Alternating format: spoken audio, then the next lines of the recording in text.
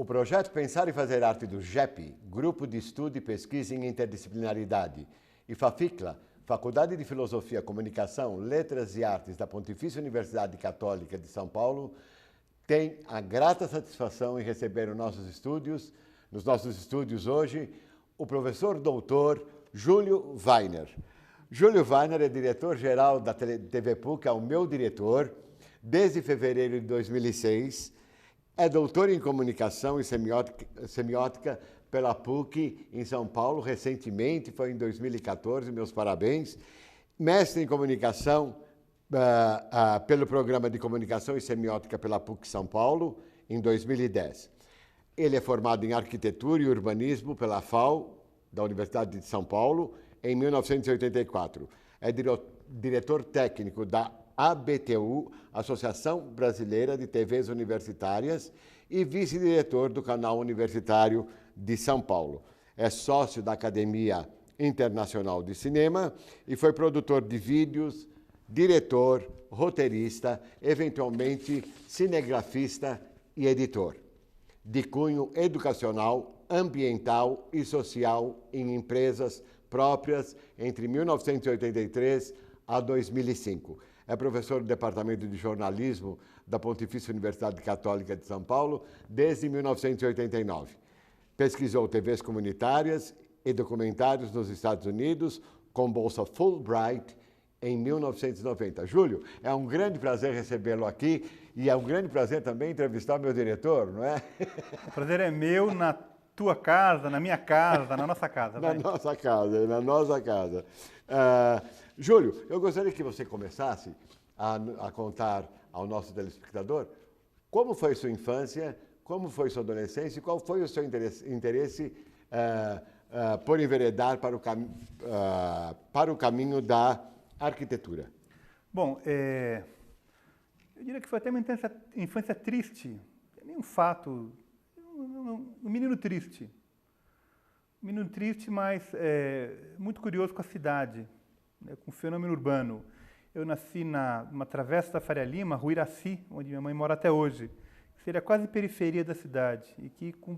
E na minha adolescência já era uma região absolutamente central. E esse crescimento da cidade, essa transformação de um espaço que uma criança vê, né, e que ela um pouco perde as referências, um pouco se transformam, né, isso me fascinou e me fascina. Acho que isso que me levou para a arquitetura. Agora, em relação ao audiovisual, que é onde eu trabalho de fato, né, eu fui arquiteto de uma ou outra casa que eu fiz e que eu faça. Mas eu via televisão quando era pequeno, a despeito da proibição dos meus pais. Não permitiam? Não permitiam. Então, a gente entrou num acordo, durante a semana não podia ver televisão de forma alguma, e só nas férias e fim de semana. Então, quando podia, eu passava a tarde vendo televisão, o que seriam hoje considerados os mais terríveis possíveis. Flipper, Lassie, Vigilante Rodoviário, claro que tinha umas pérolas, né, perdidas no espaço. Sim. Mas que era considerado, e ainda é, uma verdadeira subcultura. O fato é que essa subcultura domina, e hoje televisão, eu dizer, é a forma mais popular de difusão do conhecimento, da informação, ou de vendas, enfim, é a forma mais popular de comunicação. E acho que isso acabou me atraindo para o audiovisual. Para o audiovisual. E a produção? Como é que começou? Você, como produtor de filmes, documentários e roteiro também? Também. Veja bem, eu queria fazer filmes. Quando eu já tinha um jornal na minha escola, né? Meu vínculo com o jornalismo veio de um jornal que eu fazia na escola, no primeiro grau, e no segundo grau, um colégio importante, né? Um colégio de Bandeirantes, a despeito da oposição da direção da escola, que achava que era dispersivo, era contra o jornal naquela obra. Mas a gente fez e era muito, muito popular na escola. Aí veio um pouco o meu parentesco com o jornalismo e esse meu desejo de comunicar, né? Então, a partir daí tudo começou, né? Eu queria fazer cinema, mas na idade de optar para fazer vestibular, o cinema não era algo atraente. Vamos nos imaginar, final dos anos 70, começo dos 80, eu não tinha vínculos com a comunidade E para mim era uma coisa muito difícil, muito emperrada, muito proibida. E as pessoas da categoria, cinema marginal, cinema, né, não me atraíam como meio. Puxa, eu quero pertencer a esse meio. A hora que veio o vídeo, né, que é essa tecnologia que você pode gravar e regravar, não custa nada, entre aspas, né, você não perde material, eu falei, puxa, essa praia começa a me interessar. E junto com isso, uma comunidade, inclusive da minha faculdade, colegas que eram do Olhar Eletrônico, que estava se formando nessa época, 82, 83, né, eu era aluno de, sei lá, segundo ano, e eu já fazia cineclube na faculdade, na FAUSP, e alguns de lá eram meus colegas, um pouco mais velhos, né? Mas eu aprendi a admirá-los. E falei, puxa, dessa comunidade eu gostaria de pertencer. Pessoas que produzem muito. E por produzir muito, você tem que fazer um pouco de tudo. Então, o que eu vejo nesse momento, dos anos 80, no Brasil, que é algo que a gente, de uma certa maneira, a gente anda em direção contrária, e de certa maneira a gente procura resgatar, é essa interdisciplinaridade. Então, eu tinha que fazer roteiro porque eu não tinha roteirista. Eu tinha que fazer câmera porque eu não tinha recurso para contratar um cinegrafista, um fotógrafo de cinema. E a gente fazia correto, né? Sim, alguns se aprofundaram, viraram fotógrafos de cinema, outros viraram roteiristas, e outros que nem eu não sabem fazer nada bem feito, então fazem um pouco de tudo. E esse pouco de tudo lhe traz muita experiência, eu garanto. Quer dizer, você tem imagem, consegue se virar em... Bom, né, quis o destino, minha linha do tempo pessoal, que eu virasse alguém na área de administração do sistema audiovisual, no caso a TV PUC, o canal universitário, a BTU, a Associação Brasileira das TVs Universitárias, né? Ou seja, no ramo do ensino do audiovisual, que também se sabe de tudo um pouco, né? Mas eu jamais poderia dar uma aula de fotografia para cinema, jamais poderia dar uma aula de roteiro, sabe? Esses campos do audiovisual viraram territórios imensos, com profissionais excelentes, saberes específicos. Então, especialidades, né, próprias de cada um. Que merecem todo respeito, né? Então, eu me juntei a um grupo, né, na Academia Internacional de Cinema, que é um local, é uma escola de fazer cinema e suas expressões audiovisuais. Esse ano de 2015 começou o primeiro curso de TV, propriamente dito, que é mais interdisciplinar, né? Mas então eu me vi na linha do tempo nesses dois campos: administrar um sistema de TV, né, no caso a TV PUC, dar aulas na PUC, que eu dou desde 89, né, e também me dedicar ao ensino do audiovisual. E o canal universitário? O canal universitário é uma conquista da sociedade. Quando se instalou os canais a cabo, houve uma negociação com o governo, onde 6 canais deveriam ser dedicados ao campo público, ao acesso público, entre eles um canal universitário. Então, as universidades daquele sistema de cabo, né, por exemplo, a NET São Paulo é um sistema de cabo, a Vivo São Paulo também tem um sistema de cabo.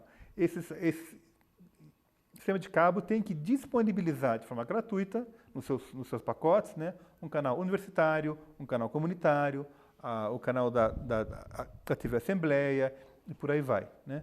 Então, é uma conquista da sociedade, e entre eles a TV PUC, que foi pioneira, não comigo, mas com o professor Gabriel Brioli, foi pioneiro na instalação do canal comunitário de São Paulo e na formação do que a gente chama de um condomínio, onde se agregam as universidades e faculdades agora, e centros comunitários, com interesse em ter uma programação regular no CNU. Então, o CNU, Canal Universitário, é veiculado para todo o sistema de cabo no município de São Paulo. No município de São Paulo. O município de São Paulo, que é o sistema de cabo que a gente está, né, vinculado. Mas, pela internet, naturalmente, nós podemos ser alcançáveis em todo o mundo. Ah, sim, porque ela também passa pela internet. Seja ao vivo, seja os programas, né, fatiados, como Pensar em Fazer Arte, que tem lá todos os programas, clica e assista, né? Então, a gente não sabe quantas pessoas nos assistem no canal a cabo. É um dado que quem tem não divulga. E a gente sabe que não é muita gente.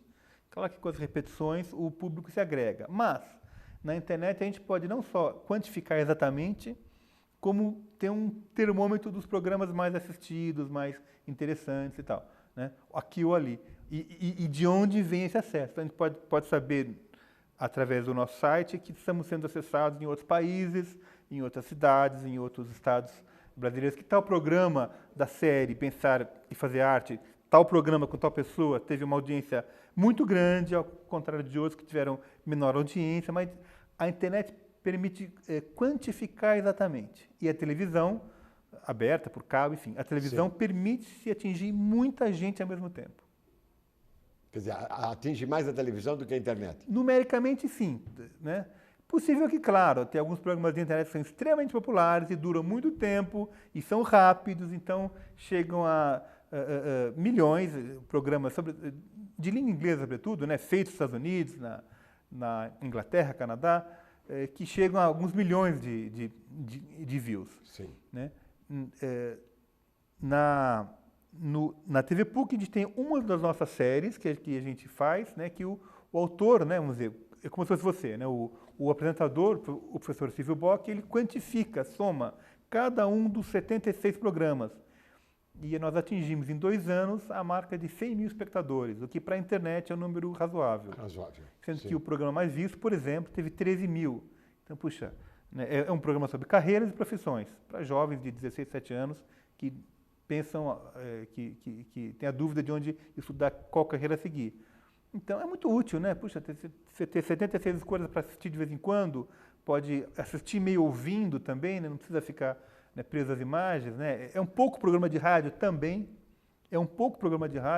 mas é extremamente formativo. E, pelo jeito, esse programa específico chegou em algumas escolas, né, cuja o setor de orientação profissional é muito importante. Sim. O que o jovem vai estudar na faculdade, onde ele deseja seguir. E esse programa, e essa série vira uma referência. Então, dos 100 mil views em abril de 2015, março, abril de 2015, 13 mil pertencem a um programa que é sobre relações internacionais.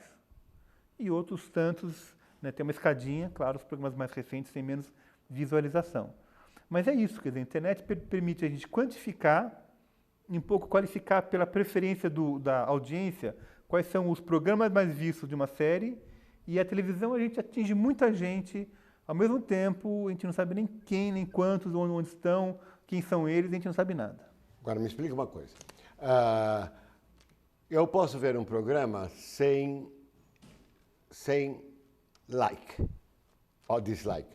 Claro. Mesmo assim ela conta ou não? Conta. Ela conta assim mesmo, Conta, independente da minha ação claro. ao ver o programa. Sim. Porque eu posso ouvir uma música sem quantificar e sem comentar nada. Exatamente. Eu não sei, o programa tem 26 minutos, como todos, como Pensar e Fazer Arte. Eu não sei a partir de qual minuto que conta como visualização. Certamente não é alguns segundos, mas também não precisa acabar o programa para valer visualização. A partir de alguns do minuto X, já entra como visualização. E quando o programa vai para um YouTube, por exemplo? Todos vão, né? Todos. Todos os programas estão no YouTube. É o locus dos programas feitos pela TV PUC. A mídia está no YouTube e a gente tem só um link, né? A gente tem a série Pensar em Fazer Arte, ou Desafio Profissão, que é essa que eu mencionei agora. Você clica lá, vai no YouTube. Você assiste do YouTube. E se você ver no YouTube, está lá o número de visualizações. Né? E como é que você faz a licitação para os canais do CNU? Como é que funciona isso? Olha, somos agora, em 2015, abril de 2015, somos 6 membros desse consórcio. Né? Alguns históricos, outros entraram depois. E nós decidimos, a partir de uma lei de 2012, antigamente a TV universitária só era prendida para universidades. Agora, tem muitas faculdades ou centros universitários que não são universidades. A lei, então, franqueia para todos, e o Canal Universitário de São Paulo decidiu abrir para qualquer faculdade ou centro universitário que deseja ter o seu canal de televisão. Que interessante. E daí viram um consorciado, viram um condominiado, né? Vira um membro desse condomínio. Seremos 7 em breve, talvez 8, enfim, né? A gente divide o horário de forma igual. A partir do momento que é aceito esse novo membro, ele contribui com uma cota mensal, que é para manter o canal, e uma responsabilidade de colocar programas na sua grade. Entendi. A TV PUC é das que, nos últimos meses, ano, 2 anos talvez, é a mais produtiva entre os canais. A gente produz de 10 a 12 horas originais por mês. O resto é reprise. É 10 a bastante, 12 horas. é bastante, É bastante. né? Mas também passa rápido que a gente faz aqui. Nós não nos comparamos à TV aberta, nem os canais a cabos pagos, né, os canais comerciais, nem as produções para leis de incentivo, onde, né, tem uma dramaturgia, tem uma busca de imagens, né? Sim. Mas são papos inteligentes, são conversas inteligentes, né? Então é por aí que a gente também se apoia, quer dizer, não temos um parque produtivo, né, para fazer 10 horas mensais fantásticas, somos alguns poucos, mas através de parcerias, né, os professores da PUC, né, que todos, uma das linhas da nossa programação, todos os professores da PUC têm o direito a ter seu programa de televisão. Sim. Um programa, assim, de entrevista, Sim. né, onde Sim. a matéria-prima é uma conversa inteligente. A matéria-prima é uma conversa inteligente. Não tem imagem de cobertura, não tem reportagenzinha, não tem fragmentos do mundo, não. Não precisa e seria muito trabalhoso. Então, a base é uma conversa inteligente. Porque dá trabalho mesmo, né? Dá trabalho e vai dinheiro também, né? Vai dinheiro, dá trabalho e não é o essencial, né? Quando as pessoas falam, puxa vida, só tem gente falando, né? Uma crítica que a gente chega a ouvir, as pessoas são elegantes para não falar isso na minha frente, mas a gente sabe que existe uma crítica. Olha, a nossa matéria-prima é gente interessante falando, que é uma matéria-prima escassa e valiosa. É uma matéria-prima escassa e valiosa. Isso, estamos numa universidade extremamente concentrada. O campus principal da PUC é um quarteirão, tem outros campos também, mas que passa por todos os ramos das humanas nesse quarteirão, exatas com Consolação, biológicas com Sorocaba. Então, é um quarteirão de circulação de ideias, talvez o quarteirão mais intelectualizado do Brasil, né? O campus da... Então, aqui a gente tem esses cérebros circulando que podem sentar aqui contigo, com outros hosts, outros entrevistadores e darem um pouco de seu conhecimento para os espectadores da web e da TV. Muito bem. Eu estou pensando em fazer um documentário. Oba. E é um documentário sobre a minha rua. Que eu não vou falar qual é agora, porque também eu não quero quebrar o encanto. Passar a ideia. E quais são os elementos que compõem a feitura de um documentário, Júlio? Olha, esse assunto, né, é meu assunto do meu mestrado, como escrever um documentário, como produzir um documentário, um jovem, vamos dizer, um iniciante, né? E é a razão de ser da Academia Internacional de Cinema, e o curso de documentário é sempre cheio e muito bem avaliado. E é um pouco da minha paixão. Estou vindo hoje da TV Cultura, que vão reabrir o programa Campus, que é a TV Cultura se abrindo para os TCC dos alunos. E eu mesmo fui autor na ABTU de um projeto que a TV Futura escolhe 20 projetos para apoiar com recurso, com dinheiro, com capacitação e com espaço de veiculação no ar na TV Futura. Então, é um assunto que me apaixona. Agora, para responder a sua pergunta, como fazer um filme... Primeiro, assim, você perguntou para a pessoa certa, porque o urbano e o documentário... Bom, eu sou um exemplo disso, né? Sou arquiteto e faço audiovisual. O urbano e o documentário têm um casamento muito adequado para o meio audiovisual. Porque são sons e imagens. Você falar, sei lá, outros temas são possíveis, mas são menos imediatos. Direito, biologia... medicina, é menos visual. O urbano, né, é visual e é sonoro, basicamente. Claro, é vivencial, é arquitetônico, os volumes, que são coisas que o audiovisual não dá conta. Mas são personagens, são desenhos urbanos, são esquinas. Exatamente. As esquinas. Você já está me ajudando muitíssimo. Você está vendo a minha rua. As esquinas me fascinam. Sim. Aquele quadrado onde cruzam duas ruas, duas vias. Isso. Tem um bar aqui, se tem um, deve ter um outro. Tem uma banca de jornal lá perto. As pessoas passam, o taxista passa, uma moça apressada, um motorista desavisado, alguém falando no celular. É de uma riqueza que se passa numa esquina. Exatamente. Muito mais numa rua, Exatamente. muito mais numa cidade. E como fazer os flashes dentro do documentário? É esse? Olha, pois apesar de, dada toda essa riqueza, O que é filmável? O que é filmável com um mínimo de autenticidade? Porque a hora que você coloca uma câmera, tudo muda. Não vamos ser ingênuos, eu vou filmar tal como é. Não, você põe uma câmera, tudo muda. E filmar escondido não é ético, não é bacana. Não é ético, não pode. Não pode, né? E acho que quebra muito mais a originalidade e você... Perde a graça. Perde a graça. Perde a graça. Então, e também, eu até desconfio que as pessoas sabem que estão sendo filmadas, mesmo que não vejam a câmera, as pessoas sentem uma vibração nas costas. Porque tem gente que não suporta a câmera, né? Você sabe. Como é que é? Tem professores que não vêm porque não suportam a câmera. Eles têm uma espécie de fobia.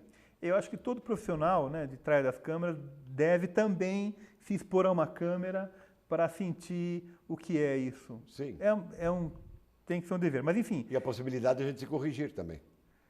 De melhorar como pessoa, como ato de comunicação, mas fica a dor de um registro de algo que... Penoso, que se arrepende, que foi mal executado, uma palavra mal empregada. Então, mas a gente tem que apostar no futuro e acreditar na própria limpeza de caráter para mostrar a cara e dar ela para bater. Claro. Voltando, então, ao documentário sobre essa rua ou essa esquina, né? Então, assim, a câmera modifica. Quem está atrás da câmera também modifica. Já que isso é inevitável, inexorável, façamos dessa pessoa atrás da câmera, na frente da câmera, agentes dessa modificação. Daí que veio, na história do jornalismo, o telerepórter, o repórter de TV. É a pessoa que catalisa os outros a falarem, que elas não falariam por si mesmas. Sim, claro. Então, o repórter, conheço você, né?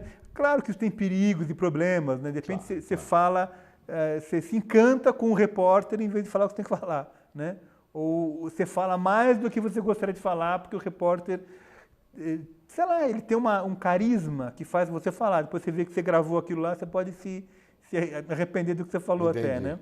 Mas daí também tem os editores que, a gente fala, protegem os entrevistados dele mesmo. A pessoa que fala demais, se expõe, se entusiasma, fala... Um editor, a gente espera ético, cuidadoso, falar, não, isso aqui... Corta. Né? Para preservar o seu personagem, inclusive. Então, o seu vídeo pode ser, possivelmente, né, o Cláudio investigando o que é essa rua. É o Cláudio com o microfone na mão. Com meus dois companheiros aí. Com a sua equipe, né? Com a minha equipe. Mas o Cláudio não engana. O Cláudio é isso. Nós estamos vendo o Cláudio, entendeu? Esse sorriso, é isso que eu quero. O Cláudio é muita coisa que a gente mal pode verbalizar, né? A figura humana é muito complexa. Por isso que também é errado dizer que nós estamos fazendo um programa de rádio.